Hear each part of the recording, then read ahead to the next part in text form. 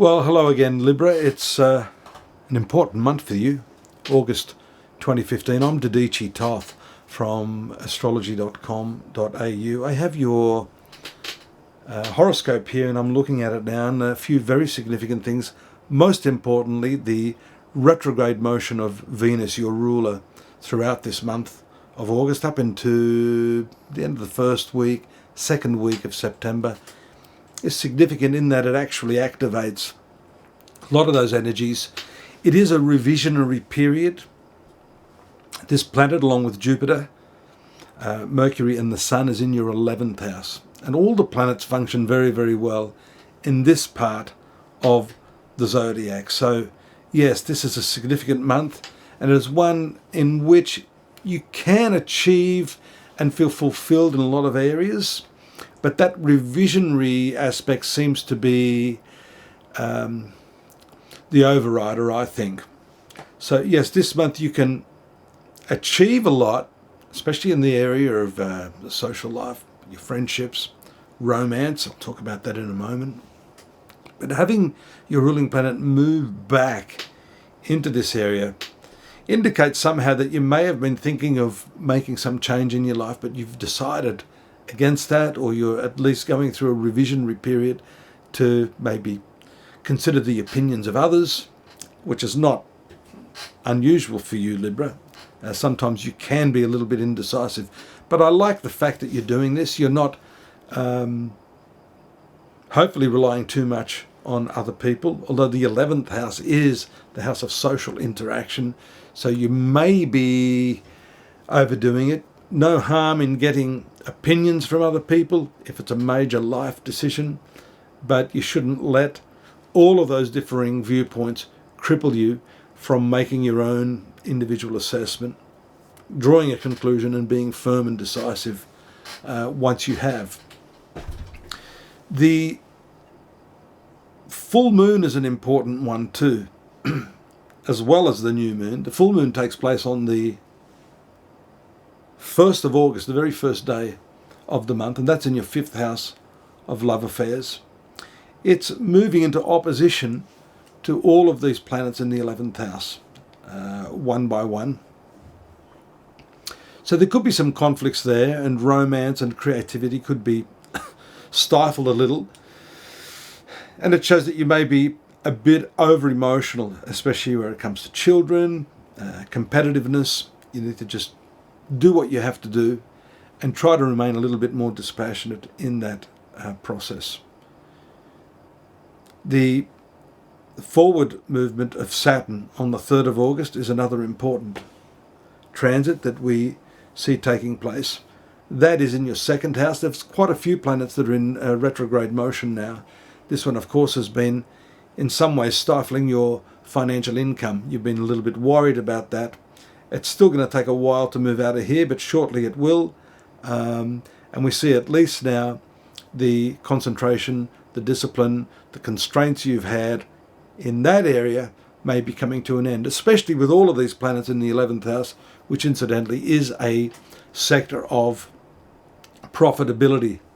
That, however, shows there are still challenges too, because all of those planets, those 4 planets in that 11th house, are moving into the right angle or have moved past the right angle. So challenge is still there. The earnings are coming, but you're probably rightfully just holding on to your money and not spending it, even though there may be some additional cash coming this month, or at least on the horizon. So we see also a couple of other pretty pertinent transits. The transit of Mercury into the 12th house on the 8th, and then Mars back into the 11th again. Mercury will take your thinking in a different direction, but I dare say with the Sun, the Mars, Jupiter and Venus still in that specific area of your horoscope, the 11th house, that's still going to dominate. So you'll have to just dream on for a while longer. Now, I was going to look at the other very important transit at that time of Jupiter moving into the 12th house. That will follow the transit of Mercury, and this makes the next 12 months a very, very important spiritual time, an awakening time for you. And this transit hasn't happened for you for 12 years. The transit of Jupiter takes 12 years, and moving into this 12th house is significant in that a lot of your spiritual, your intuitive abilities, your compassionate nature, all of those things that we look to as the idealistic state of being a human are going to come to the fore very, very strongly. In some ways it takes you back into yourself, but not yet. You're going to have to wait till later in the month, the other transit there of the sun moving into that 12th house. I think at that time, probably later in the month, you are likely to take a bit of a break or rethink your approach to life generally. That could be the second part of this revisionary period that I'm talking about, with your ruling planet moving into the retrograde motion. We see a lot of karma there. I've mentioned that to you. The north and south node on the relationship axis. That's ripening now. It's almost done. Shortly you'll see an exit of those two planets. But there again, these planets move in reverse motion. So the north node, or the karmic point, is also going to move into that 12th house. So I can see very, very big things happening on the horizon for you in terms of your spiritual development, for those of you that are interested in that. For those of you who aren't, this might be a little bit of a nebulous period.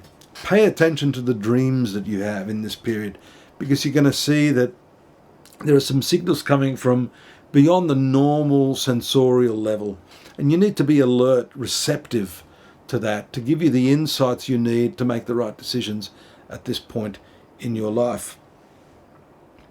The transit of Mercury is a quick one this month. It moves through 3 signs. It moves, well, not fully 3 signs. It moves out of the sign of Leo. We've talked about that, into that quiet 12th house, and then into the sun sign itself on the 28th of August. Preceding that, and preceding the transit of the sun, we see this new moon also in the 11th house, a time for renewing your friendships and finding a new circle of friends if you have to, making new connections. For work, that's excellent. It's a time for you not to shy away.